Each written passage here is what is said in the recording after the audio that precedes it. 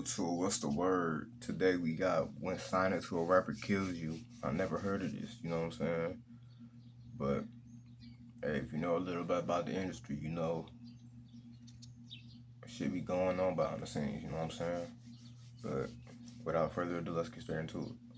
She does a song with Lil Uzi. Then a month later, she is assassinated while sitting in a car with another woman. Damn. Yes, assassinated. She was sitting in a Porsche when she got boxed in and two shooters hopped out with rifles. Now, I've heard that since her father was allegedly involved in the murder of young Dolph, that this may have been a motive. But I don't believe that. Damn. Not only because the killers were much younger and likely had no ties to Memphis, but Desto was also killed 9 hours away from Memphis in an attack that seems completely random. Almost as random as this weirdo signing her to his very mysterious XVI label, which is not even confirmed to be a label. It appears to be under Warner Chappell Music, but someone tell me what I'm missing about this label. Now back to this bug-eyed motherfucker who I covered in my last video. He himself admits that his own cousin was killed just 2 days after signing to him, OTF Newski. Newski signing his deal like 2 days before he got killed. Yeah. Who needs enemies when you have cousins, right? Being from Chicago, I remember when Newski was murdered. It happened 3 blocks from where I was living at the time, and due to it being Chicago and both of their names being connected to gang violence, it wasn't seen as suspicious. But then we have what appears to be a Facebook post. This was 2014, so excuse how weird it looks. But this is a woman who claims to have witnessed the entire thing. Again, I lived over here and used to frequent this area a lot. This was a very busy shopping plaza where it went down. There was a grocery store, 3 restaurants, 5 clothing stores, a bank, an AT&T store, a Walgreens, and an Army recruitment office, all packed into one corner, so there had to be dozens of witnesses. She said she told an officer on scene that Newski was still breathing. She must have been a nurse or somehow medically certified, because the officers on scene told her to do whatever she could to save him. And yes, it is very common in Chicago for the police to be there long before any paramedics arrive.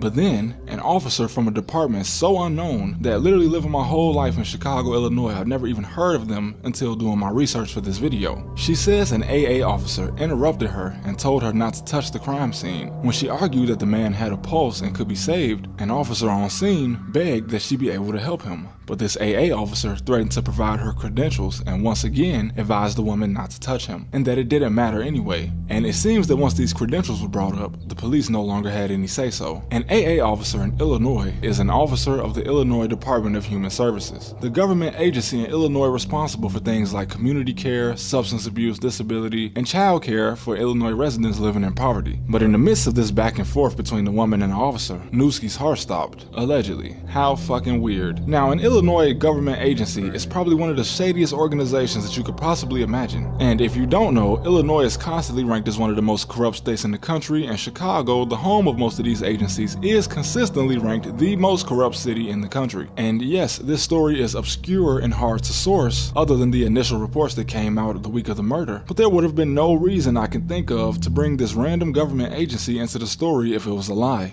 Some things are just too specific, like a criminal describing their own crime scene with details only they could know. And not to mention, the main suspect in this murder was also ruled out. The police report states that the shooter was about 5'3" to 5'5" with dreads, but the streets pinned it all on a man with short hair standing about 6 feet tall. And not just the streets, his own friend, who himself will be mysteriously murdered, kinda pinned it on him. In an infamous live stream, he stated he was riding around with the killer on the scene, but he didn't want to be on camera.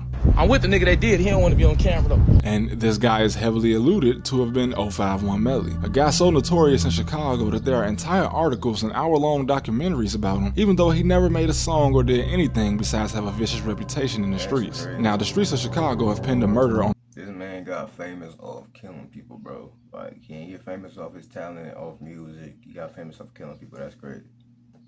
The wrong guy before, but most of the time, it truly is common knowledge who the shooter is when a murder takes place, especially on the south side. And 2 other things that didn't make any sense was that Lil Durk publicly announced that he was going to be in this location for a meet and greet, something highly unusual for a gang member with no security. Dropping your location only became known as a death sentence once it started happening in Chicago, so to say that he was unaware of this is nonsense. I mean, the biggest opponent to Lil Durk's wave during this time was literally killed hours after tweeting his own location back in 2012. The meet and greet took place in a no man's land or no one's hood, but this is still an incredibly stupid thing to announce and something no gang member in Chicago would ever do. Remember where people dying on live stream originated. I'm just trying to hammer in the point that there is no reason Lil Durk would have ever announced where he was going and when he was going to be there, especially when all of his most dangerous ops were still alive. And not only was this at the beginning of a deadly summer, but in just this week alone, 14 people were murdered in Chicago. And I'm not really going to cover what happens to artists that signed to Gucci Mane, because that's a whole video within itself. But Future signed a guy out of Chicago, I believe he was from the east side, named Freeband Trey Trey, who seemingly was barely ever mentioned by Future, despite the fact that he's only been dead for about a year and a half. Now, this guy was an active gang member, and if you check out the YouTube channel Ray Money Visions, a videographer out of Chicago, you'll see that just a year before his death, his video shoot was shot up before eventually being killed in a shootout on the expressway. And in case you were wondering, this is also unsolved.